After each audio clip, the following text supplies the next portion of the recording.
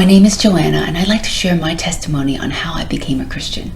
I was born in Taipei, Taiwan. Taiwan is an island country off the coast of China, and its main religion is Buddhism. Looking for better opportunities and environment for their children, my parents immigrated from Taiwan to Toronto, Canada, with my sister and I when I was 7 years old. Today I'm a Christian, although my parents are still non-believers. So my story begins here, with my cultural and family background. How did I come to be a follower of Jesus? So for as long as I can remember, even when I was a little girl, I've always had questions about the meaning of life. It might sound like a cliche, but I've always wondered, what are we doing here? What is the point of life? And what happens when we die? In the Bible, in the book of Ecclesiastes, it says that God set eternity in human hearts, and I think that was evident in my heart, even at a young age, when I was looking for answers. Looking back, I realized that God had allowed circumstances and events to happen in my life that pointed to Him. For example, when my parents first moved to Canada, they didn't know very many people. So in order to meet some new friends, they joined a Mandarin-speaking local church, even though they were agnostic. It was an opportunity for our family to socialize and to attend the potluck lunch after Sunday services. I was really young at the time, and I don't recall much from that church, but I do remember it was around that time that I started to pray. That was the first tangible sign to me that there was a God out there.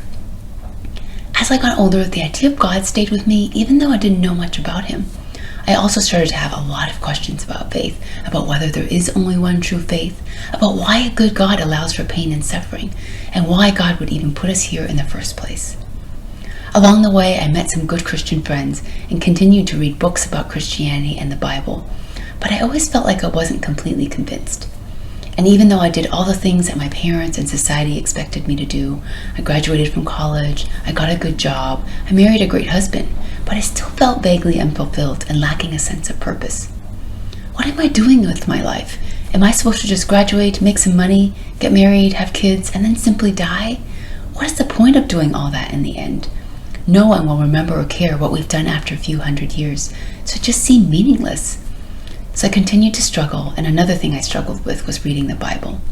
I always felt if I was really going to commit to God and Christianity, I should at some point finish reading the main book from my faith. I really tried, and getting through the Bible was on my New Year's resolutions list year after year, but it just was not happening. And it also felt like a chore, something that I had to do but I didn't really want to do. I could never really see how it related to me and my life, and I would just give up after a few months of trying to get through it.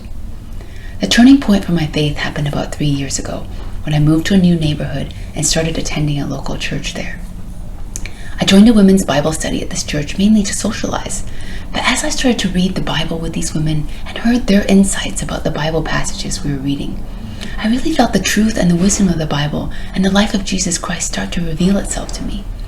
I would describe some of these women as Bible marathon readers and so much further along in their faith journey. Gradually, with their encouragement, I started to spend more and more time in the Word, and the Holy Spirit started to speak truth into my life about myself and about God's nature. I would sometimes spend hours reading before falling asleep with the Bible on my chest. After a few months, I had finally read the entire Bible from cover to cover. With the help of the Holy Spirit, I was finally able to complete that New Year's resolution that I could never complete on my own of reading the whole Bible. But more importantly, through the time and the process of reading this book, God had slowly started to change my heart and my spirit deeply. Looking back, I realized that for a long time, I was a comfortable, you could call a Sunday morning Christian. I wanted God in my life, but not too much. I didn't want to step out of my comfort zone or do anything too crazy. I remember hearing stories about Christians just picking up and go to Africa or China on missions, and I was always really impressed, but I would secretly tell God, please don't send me there. And when I prayed, it was mostly asking for things I wanted, sort of treating God like a vending machine, but not praying for what God's will was for my life.